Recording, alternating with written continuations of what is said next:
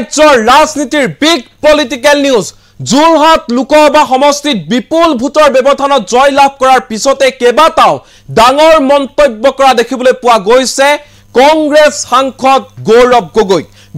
গগৈৰ ফালৰ পৰা কোৱা হৈছে মই চক্ৰবেহু ভাঙিবলৈ সম্পূৰ্ণৰূপে সক্ষম হলো মই চক্ৰবেহু ভাঙি ওলাই আহিলো যোৰহাট লোকসভা সমষ্টিত নিৰ্বাচনৰ সময়ছোৱাত বিভিন্ন শক্তি গোট খাইছিল মোক বাধা দিব বিচাৰিছিল কিন্তু সকলো বাধা নেওচি মই ওলাই আহিবলৈ সক্ষম হলো তদুপৰি গৌৰৱ গগৈৰ ফালৰ পৰা কোৱা হৈছে যে যোৰহাট লোকসভা সমষ্টিত যি মোৰ জয় হে জয় হৈছে জনতাৰ জয় হে জয় হৈছে গণতন্ত্ৰৰ জয় হে জয় হৈছে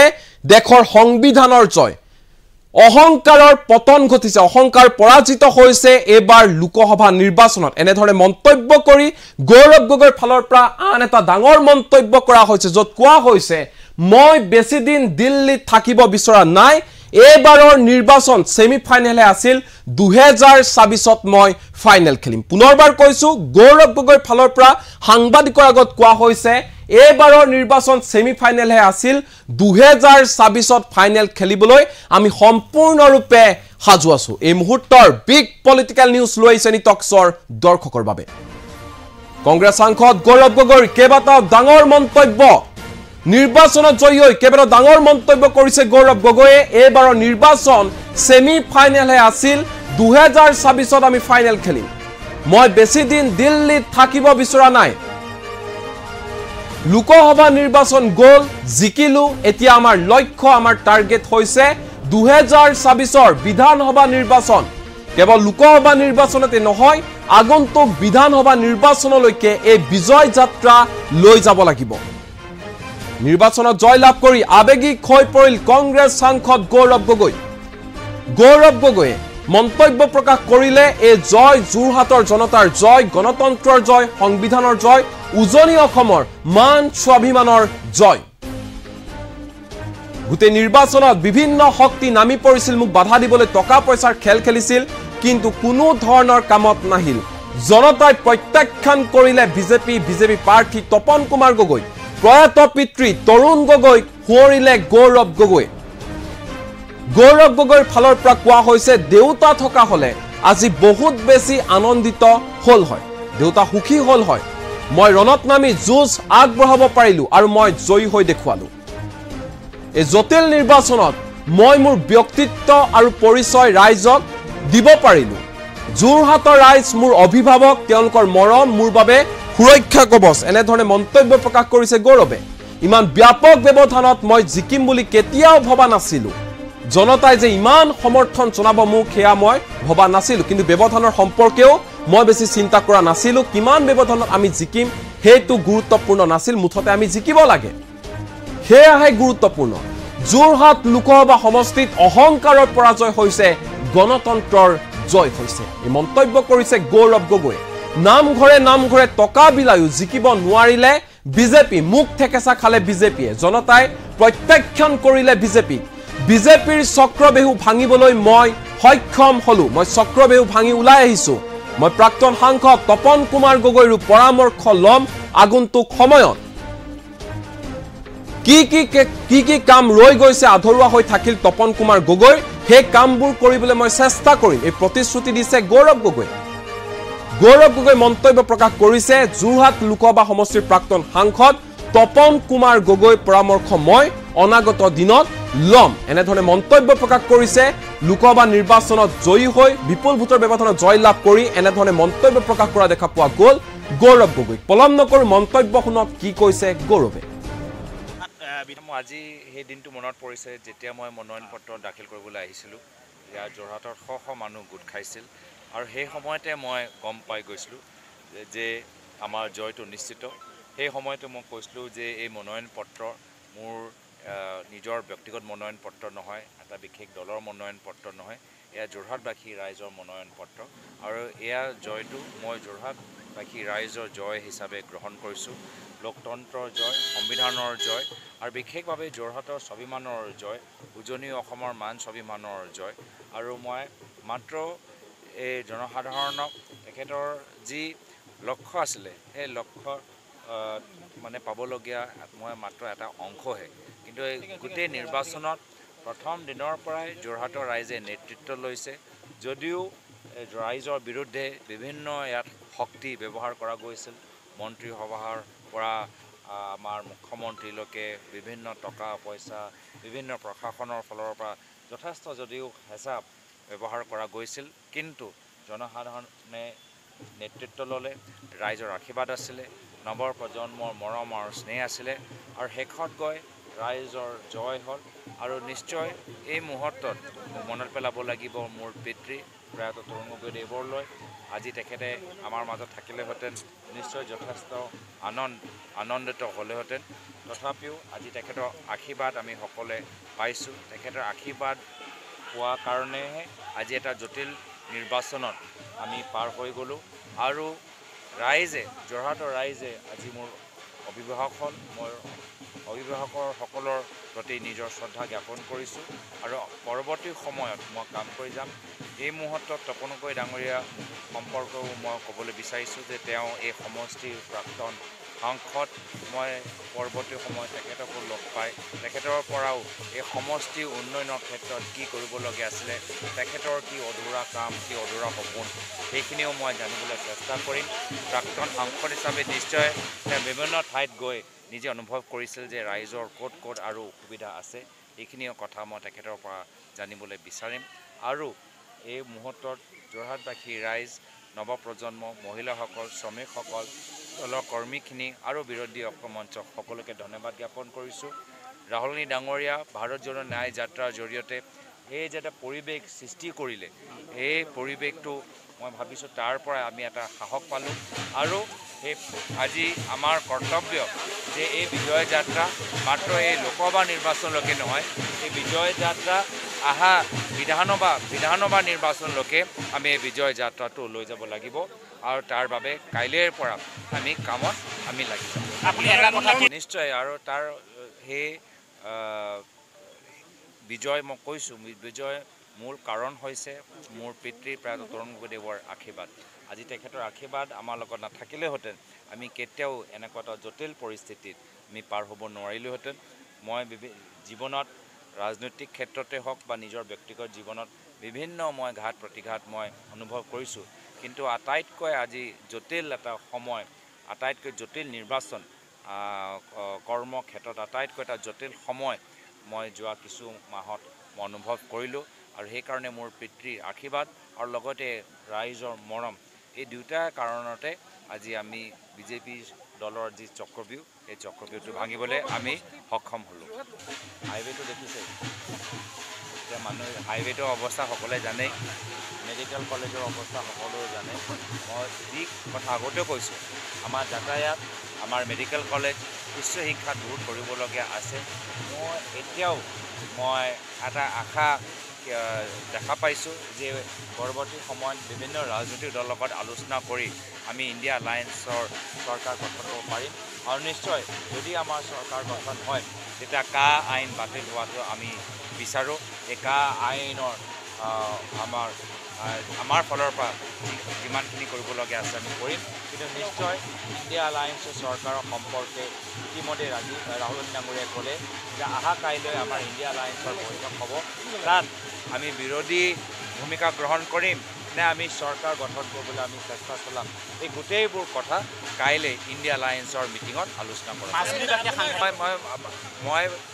আজি বৰ্তমানৰ সময়ত প্ৰত্যেক সমষ্টিত জনসাধাৰণে জয়লাভ কৰিছে মই অনুভৱ কৰোঁ বিশেষকৈ মাজুলী য'ত নামঘৰে বিজেপি দলে 5,000 টকা বিলাইছে তাত জনসাধাৰণে এনেদৰে আমাক সহায় কৰিছে ইমান ৰাইজে আমাক ভোটদান দিছে মাজুলীটো আমি নৈতিক হিচাপে আমাৰ জয়লাভ হৈছে মই তেনেকুৱা অনুভৱ কৰিছোঁ দাদা কাষতে থকা আপোনাৰ বিধায়ক তিতাবৰ ভাস্কৰ বৰুৱা বিভিন্ন সময়ত সংবাদ মাধ্যমত চৰ্চা হয় ভাস্কৰ বৰুৱাই বিজেপিত জইন কৰিব যিকোনো মুহূৰ্ততে দল এৰি যাব কিন্তু কেইজন বিধায়কে আজি আপোনাক যথেষ্ট ভোটত লিড দিয়াই তিতাবৰ পৰা আপোনাক উলিয়াই নিলে ভাস্কৰ বৰুৱা ডাঙৰীয়া বিভিন্ন ৰাজহুৱা সভাত ৰাজনৈতিক সভাত হৈ থাকে যে তেওঁ নিজৰ নিৰ্বাচনত প্ৰায় 15,000 ব্যৱধানত জয়লাভ কৰিলে। এবাৰ তেখেতৰ লক্ষ্য যে লোকসভা নিৰ্বাচনত আমি প্ৰায় 40,000 ব্যৱধানত আমি জয়লাভ কৰিব লাগে। এইখিনি কথা ভাস্কৰ বৰুৱা ডাঙৰীয়াই নিজে মুখেৰে বিভিন্ন সভাত ৰাজহুৱাভাৱে প্ৰকাশ কৰিছে আৰু সেইকাৰণে আজি আমি ভাস্কৰ বৰুৱা ডাঙৰীয়া তেখেতৰ নেতৃত্ব লগতে আমাৰ দলৰ কৰ্মীখিনিক আমি সকলোকে আমি ধন্যবাদ জ্ঞাপন কৰিছোঁ। আমাৰ 1.5 লাখ ব্যৱধানত এই 1.5 লাখ কওঁতে আকৌ বেলেগৰ কিবা নাম মনত পৰে। এই 1.5 লাখৰ ব্যৱধানত আজি অলপ আগৰ কিছুমান নিৰ্বাচনী কথাবোৰ মনত পৰিছে। এই 1.5 লাখ ব্যৱধানত তিতাবৰ সমষ্টি 40,000 ভোটৰ ব্যৱধানটো যথেষ্ট এটা গুৰুত্বপূৰ্ণ ভূমিকা। 14 চনৰ আগত আমাৰ যোৰহাট লোকসভা সমষ্টি আমাৰ কংগ্ৰেছ দলৰ ফালৰ পৰা প্ৰাক্তন সাংসদ প্ৰয়াত বিজয় কৃষ্ণ সন্দিকদেৱক মই স্মৰণ কৰিছোঁ। তেখেতে আমাক যোৰহাট লোকসভা সমষ্টি মই ভাবোঁ তেওঁ এজন বলিষ্ঠ এজন সাংসদ আছিলে, শক্তিশালী এজন প্ৰতিনিধি আছিলে। তেখেতৰ বিয়োগৰ পিছত যোৰহাটৰ পৰা আমি এটা বলিষ্ঠ কণ্ঠ আমি পঠাবলৈ সক্ষম হোৱা নাছিলোঁ। প্ৰয়াত বিজয় কৃষ্ণ সন্দিকদেৱৰ স্থানটো ল'বলৈ আমি প্ৰাৰ্থী এগৰাকী পঠাবলৈ আমি পোৱা নাছিলোঁ। কিন্তু আজি আমি যোৰহাট লোকসভা সমষ্টিত পুনৰবাৰ কংগ্ৰেছ দলে জয়লাভ কৰিছে আৰু আমি আশা কৰোঁ বা ময়ো আশা কৰোঁ যে যিদৰে প্ৰয়াত বিজয় কৃষ্ণ সন্দিকদেৱে সকলোকে মৰম কৰিলে, বিভিন্ন অঞ্চলত উন্নয়নৰ এটা পোহৰ আনিবলৈ চেষ্টা কৰিলে, আমিও পৰৱৰ্তী সময়ত আমি কামখিনি কৰি যাম আৰু নিশ্চয় আমাৰ চৰকাৰ হ'লে যদি আমাৰ ইণ্ডিয়া এলায়েন্সৰ পৰৱৰ্তী সময়ত আমাৰ চৰকাৰ গঠন হয় নিশ্চয় মই যোৰহাটৰ কাৰণে এটা বিশেষ উপহাৰ মই নিজৰ দলৰ নেতৃত্ব কৰা বিচাৰিম।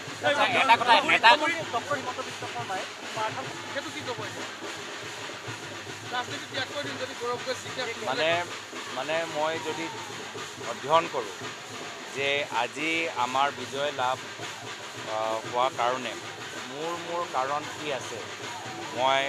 প্ৰয়াত তৰুণ গগৈদেৱৰ আশীৰ্বাদ, যোৰহাটবাসী ৰাইজৰ মৰম, মোৰ দলৰ কৰ্মীখিনি আৰু দলৰ নেতৃত্বৰ নিষ্ঠা, ইণ্ডিয়া এলায়েন্স বিৰোধী ঐক্য মঞ্চৰ বিভিন্ন ৰাজনৈতিক দলৰ সহায়, লগে লগে আৰু এটা কথা যোগ কৰিব লাগিব, মোৰ কিছু ষ্টাৰ কেম্পেইনৰ কথা, ষ্টাৰ কেম্পেইনৰ মোৰ দলৰ নহয়, কিছু ষ্টাৰ কেম্পেইনৰ বিজেপি দলৰ কথা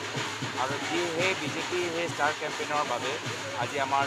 ব্যৱধানটো আৰু বেছি বাঢ়িব। মোৰ এতিয়া দুখ যে সেই ষ্টাৰ কেম্পেইনৰবোৰ আৰু অলপ যদি আমাৰ মাজত প্ৰচাৰ কৰিলেহেঁতেন আজি 1.5 লাখ হ'ব পাৰে 3 লাখ কৰিবহেঁতেন। কিন্তু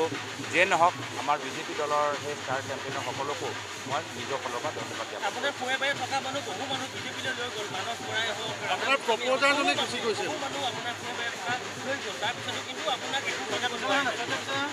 যোৰহাটৰ ৰাইজে মোৰ অভিভাৱকৰ ভূমিকা গ্ৰহণ কৰি এনেকুৱা মৰম আৰু এনেকুৱা আশীৰ্বাদ আৰু এনেধৰণে নিজে প্ৰচাৰ চলালে যে তেওঁলোকৰ অনুপস্থিতি মই এদিনো অনুভৱ নকৰিছোঁ। আৰু এটা কথা সুধিছোঁ, উজনিত আপুনি যেনেকৈ জয়ী হ'ল, ধুবুৰীটো ঠিক একেধৰণে ৰবিকুল হৈছে বৃহৎ প্ৰায় 10 লাখ ভোটৰ ব্যৱধানত ইতিমধ্যে জয়ী হৈছে বুলি খবৰ আহিছিল, আগমূলক তথ্য কৰিলে কি ক'ব বিচাৰিব? চাওক, মই ভাবিছোঁ যে এই নিৰ্বাচনত ৰাইজে খুব মন দি চাইছে যে সমষ্টিৰ প্ৰতিনিধি কোন হ'ব লাগে আৰু সকলোৱে বিচাৰিছে যে সমষ্টিৰ পৰা এনেকুৱা এজন প্ৰতিনিধি হওক যিজনে সেই সমষ্টিৰ উন্নয়নৰ কথা চিন্তা কৰে, লগতে সমষ্টিৰ সম্পৰ্কে কথাবোৰ সদনৰ ভিতৰত পঠাব পাৰে আৰু যাৰ ফলত আজি যোৰহাটৰ পৰা, নগাঁৱৰ পৰা আৰু ধুবুৰীৰ পৰা আমাৰ কংগ্ৰেছ দলৰ প্ৰাৰ্থীসকলে জয়লাভ কৰিছে। মই ইতিমধ্যে ৰকিবুল হুছেইন ডাঙৰীয়া, আমাৰ বিধায়িনী দলৰ উপদলপতি, লগতে আমাৰ জ্যেষ্ঠ কংগ্ৰেছ দলৰ নেতা সাংসদ প্ৰদ্যুৎ বৰদলৈ ডাঙৰীয়াকো মই আমাৰ লগত নাথাকিলেহেঁতেন আমি কেতিয়াও এনেকুৱা এটা জটিল পৰিস্থিতিত আমি পাৰ হ'ব নোৱাৰিলোহেঁতেন। মই জীৱনত ৰাজনৈতিক ক্ষেত্ৰতে হওক বা নিজৰ ব্যক্তিগত জীৱনত বিভিন্ন মই ঘাত প্ৰতিঘাত মই অনুভৱ কৰিছোঁ, কিন্তু আটাইতকৈ আজি জটিল এটা সময়, আটাইতকৈ জটিল নিৰ্বাচন, কৰ্মক্ষেত্ৰত আটাইতকৈ এটা জটিল সময় মই যোৱা কিছু মাহত মই অনুভৱ কৰিলোঁ আৰু সেইকাৰণে মোৰ পিতৃৰ আশীৰ্বাদ আৰু লগতে ৰাইজৰ মৰম, এই দুটা কাৰণতে আজি আমি বিজেপি দলৰ যি চক্ৰব্যূহ, এই চক্ৰব্যূহটো ভাঙিবলৈ আমি সক্ষম হ'লোঁ। হাইৱেটো দেখিছে, এতিয়া মানুহে হাইৱেটোৰ অৱস্থা সকলোৱে জানেই, মেডিকেল কলেজৰ অৱস্থা সকলোৱে জানে। মই যি কথা আগতেও কৈছোঁ, আমাৰ যাতায়াত, আমাৰ মেডিকেল কলেজ, উচ্চ শিক্ষা দূৰ কৰিবলগীয়া আছে। মই এতিয়াও এটা আশা দেখা পাইছোঁ যে পৰৱৰ্তী সময়ত বিভিন্ন ৰাজনৈতিক দলৰ লগত আলোচনা কৰি আমি ইণ্ডিয়া এলায়েন্সৰ চৰকাৰ গঠন কৰিব পাৰিম আৰু নিশ্চয় যদি আমাৰ চৰকাৰ গঠন হয় তেতিয়া কা আইন বাতিল হোৱাটো আমি বিচাৰোঁ। এই কা আইনৰ আমাৰ ফালৰ পৰা যিমানখিনি কৰিবলগীয়া আছে আমি কৰিম, কিন্তু নিশ্চয় ইণ্ডিয়া এলায়েন্সৰ চৰকাৰৰ সম্পৰ্কে ইতিমধ্যে ৰাহুল গান্ধী ডাঙৰীয়াই ক'লে যে অহা কাইলৈ আমাৰ ইণ্ডিয়া এলায়েন্সৰ বৈঠক হ'ব, তাত আমি বিৰোধী ভূমিকা গ্ৰহণ কৰিম নে আমি চৰকাৰ গঠন কৰিবলৈ আমি চেষ্টা চলাম, এই গোটেইবোৰ কথা কাইলৈ ইণ্ডিয়া এলায়েন্সৰ মিটিঙত আলোচনা কৰা। মই আজি বৰ্তমানৰ সময়ত প্ৰত্যেক সমষ্টিত জনসাধাৰণে জয়লাভ কৰিছে মই অনুভৱ কৰোঁ। বিশেষকৈ মাজুলী, য'ত নামঘৰে বিজেপি দলে 5,000 টকা বিলাইছে, তাত জনসাধাৰণে এনেদৰে আমাক সহায় কৰিছে, ইমান ৰাইজে আমাক ভোটদান দিছে। মাজুলীটো আমি নৈতিক হিচাপে আমাৰ জয়লাভ হৈছে, মই তেনেকুৱা অনুভৱ কৰিছোঁ। দাদা, কাষতে থকা আপোনাৰ বিধায়ক তিতাবৰ ভাস্কৰ বৰুৱা, বিভিন্ন সময়ত সংবাদ মাধ্যমত চৰ্চা হয় ভাস্কৰ বৰুৱাই বিজেপিত জইন কৰিব, যিকোনো মুহূৰ্ততে দল এৰি যাব, কিন্তু কেইজন বিধায়কে আজি আপোনাক যথেষ্ট ভোটত লিড দিয়াই তিতাবৰ পৰা আপোনাক উলিয়াই নিলে? ভাস্কৰ বৰুৱা ডাঙৰীয়া বিভিন্ন ৰাজহুৱা সভাত, ৰাজনৈতিক সভাত হৈ থাকে যে তেওঁ নিজৰ নিৰ্বাচনত প্ৰায় 15,000 ব্যৱধানত জয়লাভ কৰিলে। এইবাৰ তেখেতৰ লক্ষ্য যে লোকসভা নিৰ্বাচনত আমি প্ৰায় 40,000 ব্যৱধানত আমি জয়লাভ কৰিব লাগে। এইখিনি কথা ভাস্কৰ বৰুৱা ডাঙৰীয়াই নিজে মুখেৰে বিভিন্ন সভাত ৰাজহুৱাভাৱে প্ৰকাশ কৰিছে আৰু সেইকাৰণে আজি আমি ভাস্কৰ বৰুৱা ডাঙৰীয়া তেখেতৰ নেতৃত্ব লগতে আমাৰ দলৰ কৰ্মীখিনিক আমি সকলোকে আমি ধন্যবাদ জ্ঞাপন কৰিছোঁ। আমাৰ 1.5 লাখ ব্যৱধানত, এই 1.5 লাখ কওঁতে আকৌ বেলেগৰ কিবা নাম মনত পৰে, এই 1.5 লাখৰ ব্যৱধানত আজি অলপ আগৰ কিছুমান নিৰ্বাচনী কথাবোৰ মনত পৰিছে। এই 1.5 লাখ ব্যৱধানত তিতাবৰ সমষ্টি 40,000 ভোটৰ ব্যৱধানটো যথেষ্ট এটা গুৰুত্বপূৰ্ণ ভূমিকা। 14 চনৰ আগত আমাৰ যোৰহাট লোকসভা সমষ্টি আমাৰ কংগ্ৰেছ দলৰ ফালৰ পৰা প্ৰাক্তন সাংসদ প্ৰয়াত বিজয় কৃষ্ণ সন্দিকদেৱক মই স্মৰণ কৰিছোঁ। তেখেতে আমাক যোৰহাট লোকসভা সমষ্টি, মই ভাবোঁ তেওঁ এজন বলিষ্ঠ এজন সাংসদ আছিলে, শক্তিশালী এজন প্ৰতিনিধি আছিলে। তেখেতৰ বিয়োগৰ পিছত যোৰহাটৰ পৰা আমি এটা বলিষ্ঠ কণ্ঠ আমি পঠাবলৈ সক্ষম হোৱা নাছিলোঁ। প্ৰয়াত বিজয় কৃষ্ণ সন্দিকদেৱৰ স্থানটো ল'বলৈ আমি প্ৰাৰ্থী এগৰাকী পঠাবলৈ আমি পোৱা নাছিলোঁ, কিন্তু আজি আমি যোৰহাট লোকসভা সমষ্টিত পুনৰবাৰ কংগ্ৰেছ দলে জয়লাভ কৰিছে আৰু আমি আশা কৰোঁ বা ময়ো আশা কৰোঁ যে যিদৰে প্ৰয়াত বিজয় কৃষ্ণ সন্দিকদেৱে সকলোকে মৰম কৰিলে, বিভিন্ন অঞ্চলত উন্নয়নৰ এটা পোহৰ আনিবলৈ চেষ্টা কৰিলে, আমিও পৰৱৰ্তী সময়ত আমি কামখিনি কৰি যাম আৰু নিশ্চয় আমাৰ চৰকাৰ হ'লে যদি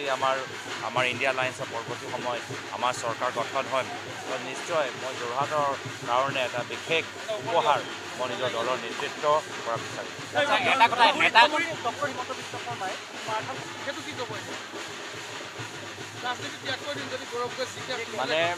মানে মই যদি অধ্যয়ন কৰোঁ যে আজি আমাৰ বিজয় লাভ হোৱা কাৰণে মোৰ কাৰণ কি আছে, মই